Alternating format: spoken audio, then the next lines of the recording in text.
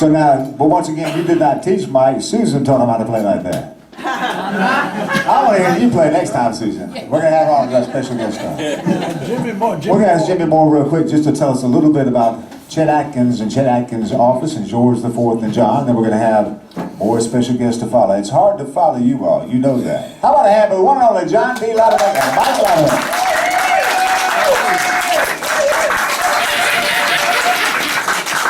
Now, if you would pass the microphone to Jimmy Moore. Yeah. Jimmy Moore is right over here.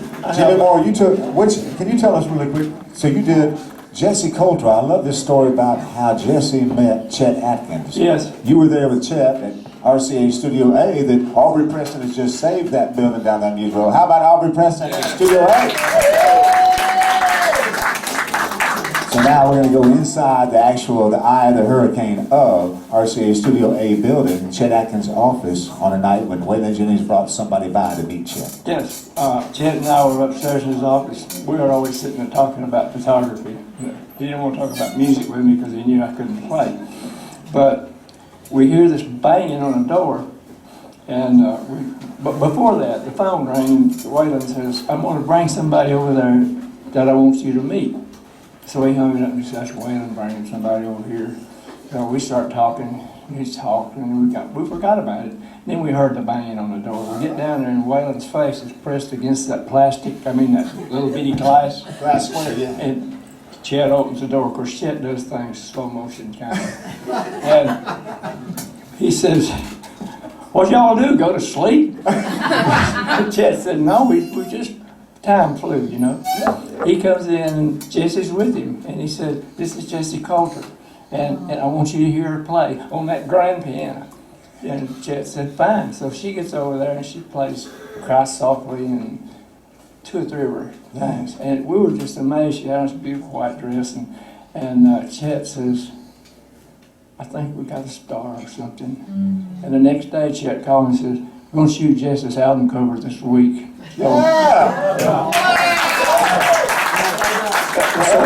Is that an album cover where is she wearing a lace dress or what was yeah, it? it was like a show dress, but she dressed that way then. I guess just, they'd been somewhere. Yeah.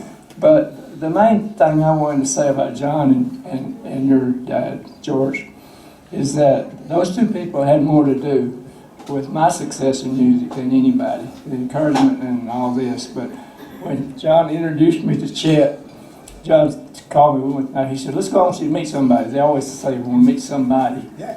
We go in the back door, we go through, and Chet's sitting there in his office, and John said, he said, "Hey, it's Chet." And Chet, "Hey." He said, "I want you to meet somebody." He said, "This is Jimmy Moore, the best damn photographer in the world, and you're a damn fool if you don't use him." And Chet just kind of leaned back and he said, "Well, I don't want to be a damn fool." So, that's where it started. Yeah, wow. So you did Dolly Parton's covers maybe, and did you do for the covers for Willie Nelson? Willie and Waylon and all those guys, and it was because Chet says go over there to Jimmy's place, or he called me over there. Felton Jarvis, you know, was my friend, and it just became. I wasn't just the photographer. I felt like I was included in those people's lives with memories and pictures and trips and learning how to do things with them. You know. Can I tell the people that you're writing the story of your life now for Simon and Schuster, who have come to you? How about that? My wife hopes that I will live long enough to finish the life story. You're making more stories. You have to give you more time to add more stories. Yes, it is. Very, very neat. Well, now, one thing, I'm not putting him on the spot, but it's very interesting. We have O'More College here in Franklin. Yes. And they have a photography area, and they have, I do letterpress there with Tom Common, our sound man. How about Tom, the sound man? And what's so interesting with the history of RCA Studio A and sort of the connection with Aubrey Preston, Leapers, Fort Williamson County, and O'More College of Design here in Franklin, I've sort of come up with this idea that I was going to try to see if Jimmy Moore might do some kind of showing of many of his photos, his album pages. So, I'd like to do that. yeah, I mean, you need to have Jimmy Moore here in Franklin. You live in Lawrenceburg, Yes, and you lived there all your life. yes. So you used to drive. Well, not all that- his life. Hell, he hadn't lived all his life. Well, that's true. Well, George used to call us, my wife and I, and say, "Can I come down there and have my picture made?" And I said, "He's a star already. He don't know it, you know." And I He said, never did know "Sure." it. So first time he came, we're eating, and he said, "That's good." And he said, "You know, we was talking about dessert," and he said, "My favorite dessert is chocolate eclair."